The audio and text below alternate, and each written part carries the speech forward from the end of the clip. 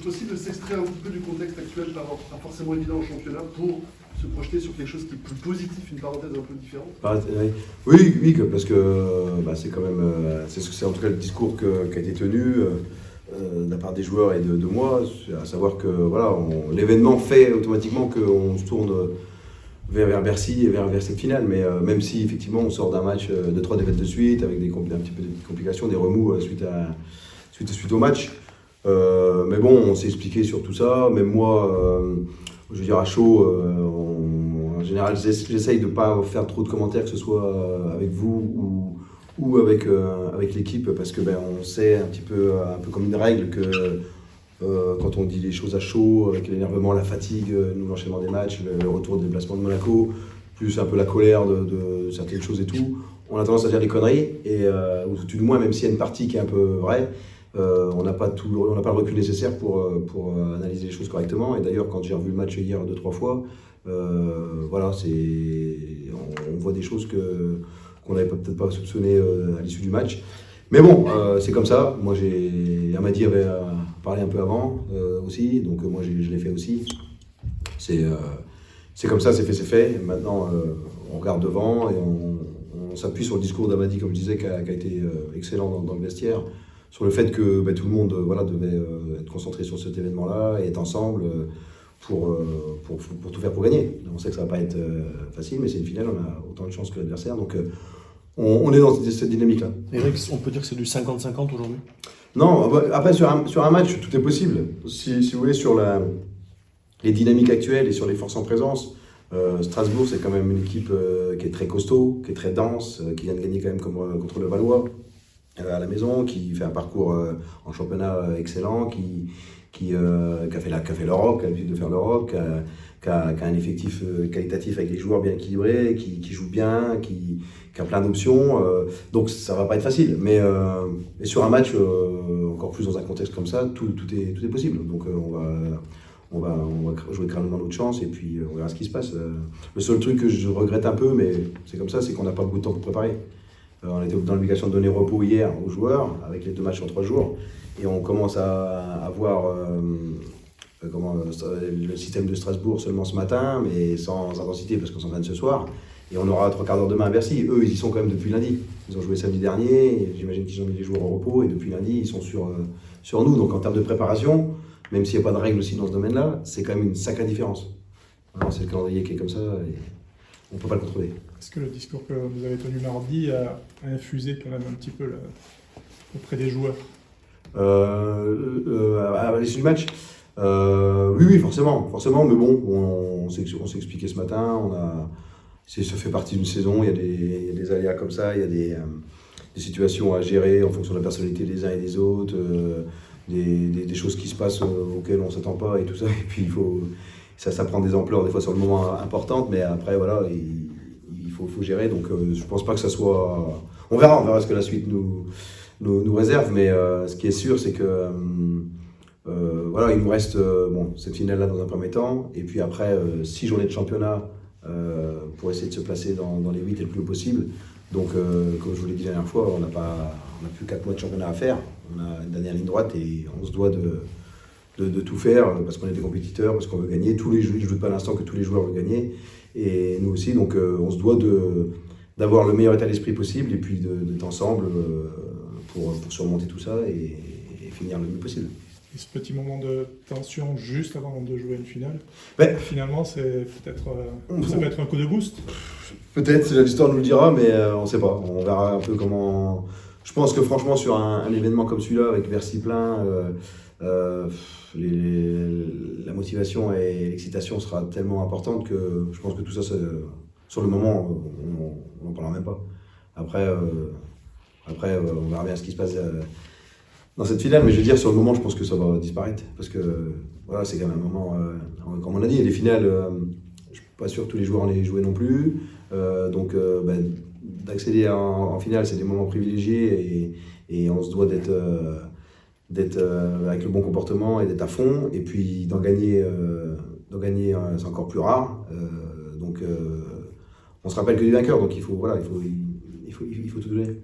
Un discours, il y a la forme. tu l'as dit, et le fond aussi. Le fond est important sur votre fond de jeu, justement. Est-ce que ça, pour le coup, il y a moyen de se retourner en si peu de temps? Enfin, c'est ça aussi. En fait, quand j'ai revu le match hier, et puis quand on voit, bon, là, on a enchaîné des adversaires. Bon, il y a eu Limoges, le Classico, où on perd quand même que de 3 points. On a, rappelez-vous, un match sans adresse du tout. Donc tout n'est pas négatif dans notre fond de jeu et dans notre façon de jouer, même s'il y a des choses à améliorer.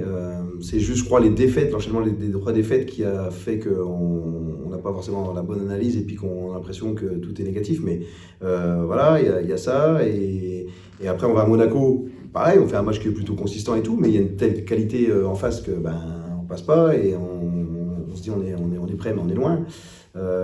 Et puis on enchaîne. On oublie aussi, on enchaîne 2 matchs en 3 jours.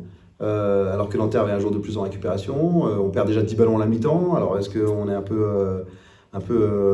aussi impacté par ça? On a un retour en plus où on vient de 10h du matin, et puis on joue aussi une équipe qui est qualitative. Nanterre, c'est une équipe qualitative, même si elle a des hauts et des bas comme tout le monde, qu'elle s'est inclinée contre Le Mans.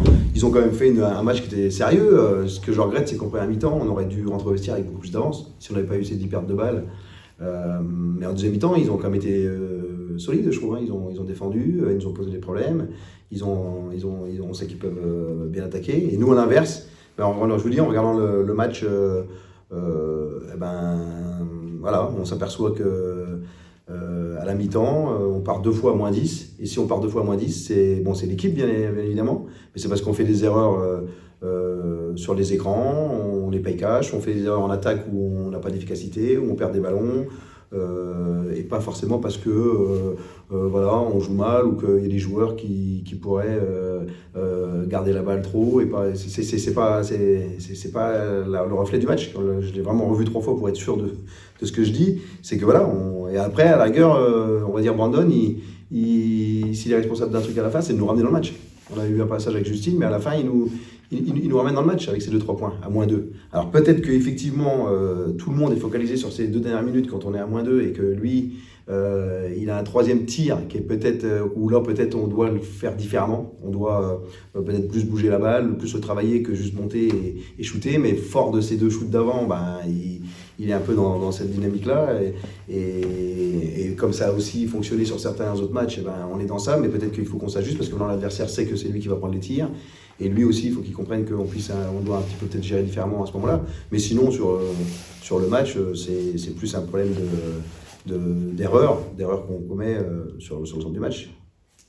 Pour revenir sur cette finale de Coupe de France, est-ce que vous sentez, il y a la pression, le poids de l'histoire, les gens n'ont plus gagné depuis tellement longtemps cette compétition en 2007, même si c'était une autre époque, vous sentez qu'il y a une grosse attente et cette pression sur vos épaules et sur les épaules de l'élan? Pas trop, j'avoue, nous on va se la mettre nous-mêmes. Alors là, avec ce qui s'est passé, la défaite, hier on était au repos, on s'est retrouvé que ce matin. Voilà, c'est un peu normal que ce matin, on soit un petit peu, et encore les joueurs étaient concentrés, mais on a un petit peu la sensation de ne pas sentir bien les choses. Mais je pense que déjà cet après-midi, ça sera différent parce qu'on va vraiment s'entraîner par rapport à la situation de ce matin où on a fait plus de la mise en place. Et puis le départ, on part ce soir. Je crois que c'est surtout à partir de ce soir, au moment où on va partir, que tout le monde va réaliser de ce qui nous attend. D'arriver à Paris, d'être à l'hôtel à côté de Bercy, tout ça va forcément faire prendre conscience à tout le monde qu'on va vivre un moment important pour nous, pour le club, et forcément avec cette pression qui va avec, cet enjeu de gagner une finale. On ne va pas en finale pour pas aller au bout. Maintenant, c'est le sport, il n'y en a rien qui... On va tout faire pour la prendre. Tu as déjà dit, c'était 15 ans que les Lions n'étaient pas allés en finale, qu'il y a même une forme de fierté de le ramener à ce niveau-là. Ouais, je crois que malgré nos soucis là qu'on a mis un peu... Alors est-ce que c'était le bon moment pour que ce soit Amadi qu'on ait parlé à ce moment-là, et moi même derrière voilà, on va dire que c'est une erreur, on va me dire que c'est une erreur et tout. Est-ce qu'il aurait fallu le dire à ce moment-là, avant la finale? Peut-être pas, mais d'un autre côté, comme tu disais tout à l'heure, est-ce qu'on sait pas, il n'y a pas de recette, les choses se sont déroulées comme ça. On n'arrive pas toujours à contrôler nos émotions, ce qu'on ressent, et c'est sorti là. Bon, c'est tout, c'est comme ça.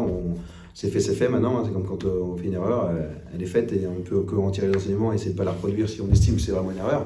Mais c'est fait. Et par exemple, c'était quoi la question déjà? Il y a une forme de fierté. La fierté, pardon, parce que là je me suis. Mais par contre, oui, je voulais en venir à ça. Que sur quand même la saison, je ne sais pas comment on va terminer, comment ça va se dérouler à l'issue de la finale et les 6 matchs derrière de championnat. Mais aujourd'hui, voilà, on peut quand même être fier d'avoir déjà engrangé 16 victoires, d'avoir gagné 5 matchs en Coupe de France qui nous portent à la finale.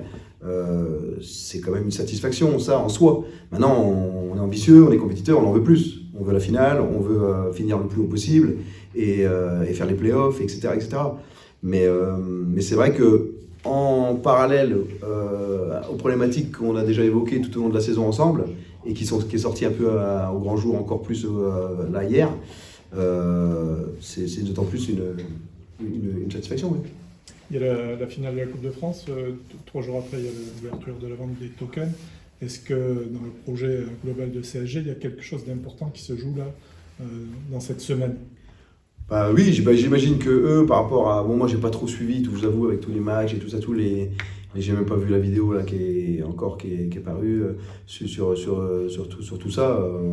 C'est une problématique à gérer, mais j'imagine comme ça en parlant que pour eux, oui, cet événement phare à Bercy, la fête de faire les playoffs, ça va avec pour mener leur projet à bien, donc pour que ça évolue. Mais sans ça, nous on s'occupe que du sportif et on essaie de faire le plus de résultats possible. Merci. Merci.